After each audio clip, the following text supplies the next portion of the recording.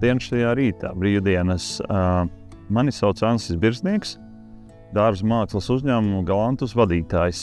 Un kas tad ir Galantus? Kāpēc mūsu uzņēmumu tā sauc?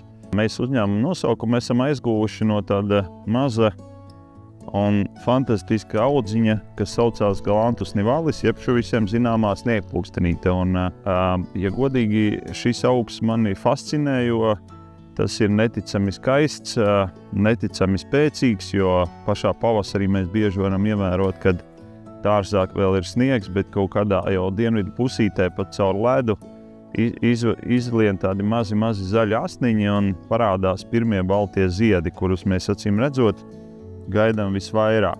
Šodien es gribu pastāstīt, kā tikt pie tāda sniegpulkstenīša savā dārzā, parādīt, ka tas galīgi nav sarežģīti, parādīt, ka katrs no jums to var izdarīt. Kas tad jādara? Jāatrod kāds pamests dārzs, kā es šai brīdī esmu, pamestā dārzā un vai es nezinu, ceļmalā vai jebkur citur, kur jūs ieraugat, kas zīmīgi, tad līdzīgi kā droši vien, es nezinu, mednieks redz medījumu, tā pavasarī man uznāk tāda bišķiņa tāda dīvaina sajūta, un es ar nepacietību gaidu, kad sāks iedēt sniegpulkstenīšanu. Ejot kājām, braucot ar mašīnu, īstenībā es pa gabalu redzu, kur ir sniegpulkstenīša, un man vienmēr ir līdzi lāpsta bagāžniekā, līdz ar to es vienmēr esmu gatavs. Pirmkārt, noteikti, īpaši, ja nestrādā savā dārzā, labāk uzvilkt cimdus. Tātad, kā mēs šeit redzam, vesels klients sniegpulkstenīšu, un skaidrs, ka mūsu mērķis nav salasīt viņus visus. Mēs gribam tā zolīdi aizņemties vienu ceru. Jā, es paņemšu vislielāko, jo tur sanāks daudz stādi, bet dārzs neko nezaudēs un varēs attīstīties uz priekšu. Lai mēs iegūtu šādu ceru, es pišķiņu minēšu, bet es domāju, tie ir kaut kādi gadi apmēram 30. Līdz ar to, jā, tas ir forši, ka mēs varētu kādu daļiņu nest pie sevis uz dārzu. Un gribēju pateikt, sniegpulkstenītis, jeb šo Galantus nivalis ir sīpolpuķe. Un viņam apakšā, kā redzēsiet, ir sīpoliņš, un viņu var pavērot arī ar sīpoliem. Es domāju, ka gan es, gan jūs esam mēģinājuši nopirkt sīpoliņus veikalā rudenī un stādīt. Jāatzīst, ka es neesmu bijis apmierināts ar to, jo lielākoties sīpoliņi nebija kvalitatīvi, un, ja godīgi, tad arī iestādot to vienu sīpoliņu, lai mēs sagaidītu šādu pudurīti, kā es teicu, varētu paiet gadu 10. Protams, ja mēs stādām ar sīpoliņiem, tad es ieteiktu vienā tādā bedrītē iebērt varbūt vismaz 5 vai 10, jo tad mēs iegūtu vismaz kaut kādu nelielu pudurīti jau varbūt uzreiz. Bet labāka metode nekā stādīšana ar sīpoliem ir pavairošana sadalot no esošiem stādiem, un tāpēc ķersimies klāt.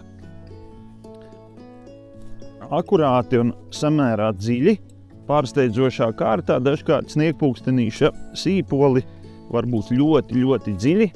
Man ir gadījies arī izrakt kompostkaudzēs, īpaši vecās, izrakt tādus, kura dziļums ir ap 40 centimetri, un izrādās, ka viņš bija jau veidojis rezerves sīpolu jau arī pusceļā.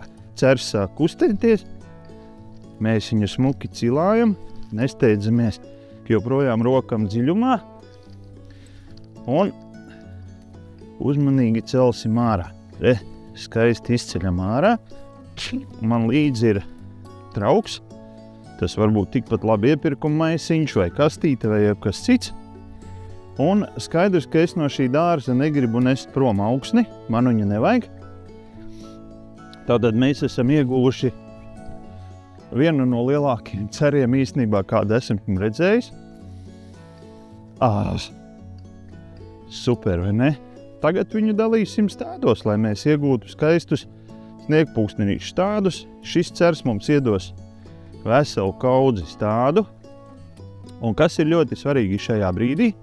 Redzat, te ir dažādas saknes. Tās nav nekādā gadījumā sniegpulkstenīšu saknes. Redzat šito lapiņu un mezgliņu. Tās ir gārsas. Un gārsas, ja godīgi, es ieteiktu būt ļoti uzmanīgiem un lasīt ārā pilnīgi visas šīs saknītes un visu, kas te nāk ārā, lēnām, neatlaidīgi, jo citādi jūs savā dārzā aiznesīsiet daudz gārsas, un tas nebūs pārāk labi. Un mēs to ceru laužam visu reizē, nevis velkam aiz augiem, bet laužam augsni. Un šādā veidā mēs iegūstam jau pirmo stādu. Re, kur visas liekās saknes mēs ņemam nost.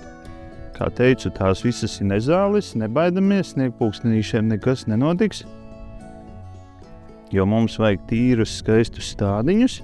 Te atradīsim, kur tad ir kāds sniegpulkstenīts. Redzat? Mazs sīpoliņš, ja? Mazas saknītes. Un šeit jau, piemēram, mēs kur lasam nost un visu to, kas mums neder, to liekam atpakaļ bedrē. Un re, kur mums jau veidojas pirmie stādiņi. Tos mēs liekam kastītē vai traukā, kas nu mums ir pieejams. Un rūpīgi lasam ārā. Visu lieku ārā. Ja gribam lielāku stādu, tad, protams, atstājam vairāk. Es ieteiktu, taisīt apmēram dalīt uz kaut kādiem, lai ir vismaz 5 ziediņi, 10 ziediņi. Tad, ja godīgi, tas prieks un kaifs būs lielāks jau nākam pavasarī, jo, ja sadalīsiet pa 1, 2, tad baigi ilgi nāksies gaidīt, lai ir kaut kāds prieks savā dārzā. Piemēram, šis fantastisks stāds, lai gan nevarētu teikt, ka man dārzā sniegpulkstenīši ir maz, bet tie visi radušies pāris gadu laikā.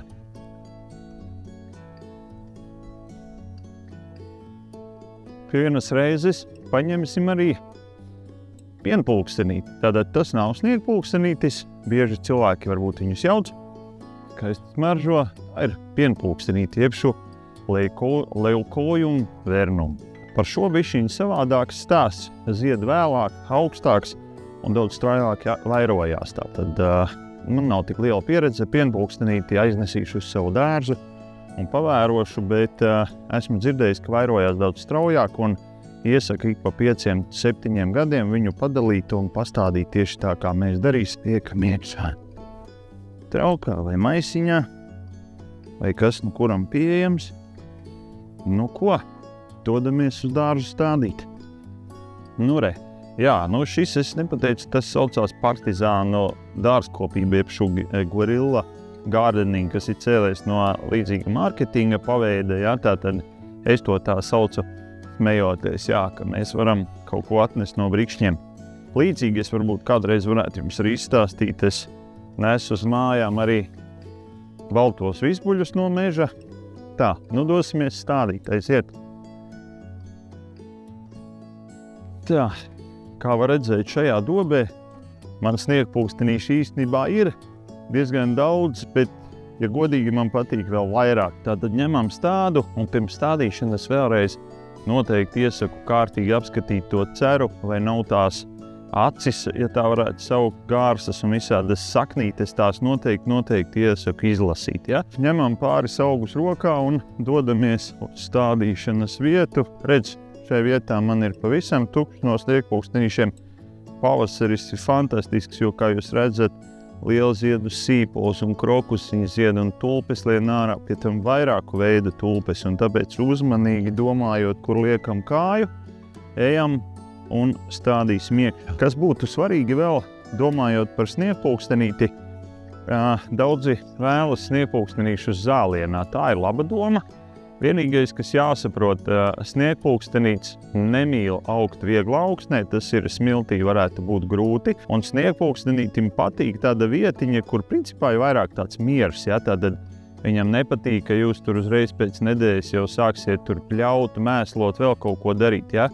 Sniegpulkstenītim, kā visām sīpolpuķiem, laksti turas ilgi, ziediņi beigas ziedēt un parādīties tādas sēklu pogaļas, kas ir ok, jo arī tās sēkliņas pēc 5 gadiem dod jau ziediņus, ja jūs neizravēsiet, bet, kas ir ļoti svarīgi, tātad lakstiem ir jānomirst dabiskā ceļā. Un īstenībā sniegpulkstenīšu laksti, varētu teikt, uz kaut kādu maiju tikai nobeigsies, un līdz ar to caur lapām viņš baro sīpoliņu nākamām ziedēšanām. Tātad zālienā, es teiktu, tas nav iespējams zālājā, kuru jūs tik ļoti nekopjat un esat gatavi sākt pļaut tur vai pat nepļaut, ja tā ir kā puķu pļaviņa vai kaut kas tāds. tad noteikti, ja, bet smilšainā vietā tas īsti varētu neizdoties. Rokam pietiekami dziļu bedri, te jau daudz augi ir priekšā, līdz ar to te jau viss ir, kā saka, konkurence ir, sakņu daudz, bet tas nekas, tas sniegpulkstenītim nekait, jo kā mēs tikko runājām, tātad, un liekam pietiekami dziļi, ja, redzat apmēram tā, kā viņš ir audzis, un aprušinam apkārt zemīti, piespiežam, ja atnesīsim leikanu ar ūdeni, tas vispār būs skaisti, bet pavasarī augsne ir mitra tā, ka nekas traks nenotiks, protams, viņš izskatās bišķi apņurcīts, un nav tā, kā būtu te jau bijis 100 gadus, bet tas nekas, jau pēc pāris dienām situācija būs labāka. Šeit dobē jūs redzat jau tātad augošu Galanthus nivalis, jeb šo parasto sniegpulkstenīti, jā, redzat kāds skaists ziediņš, tūlīt parādīšu jums otru sniegpulkstenīšu veidu, kurš ir Latvijā populārs, un tas arī ir Galanthus nivalis, bet šķirnīte Flora pleno, redzat, skaists pildīts zieds, un īstenībā fantastiski smaržot, tiešām var likt vāzītē un smaržot. Jā, un vēlreiz tikai pieskaršos par kopšanu. Tātad pats svarīgākais, ļaujam nobeigties un nokrist vecajām lapām, neuztraucamies par ziediem, sēklām un neko tādu. Tas ir ļoti svarīgi, jo caur lapām no saules augs fotosintēzes ceļā, baros sīpolu, sīpoliņi dalīsies, cers kļūs lielāks, īstenībā lēnu lielāks, un to, ko mēs šodien redzējām, to milzīgo ceru, jā, ja mēs viņu netraucēti šeit atstāsim, būs mitrs, ēnains un pavasarī saulīte, tad pēc sniega pārdesmit gadiem mums būs tieši tāds pats cers.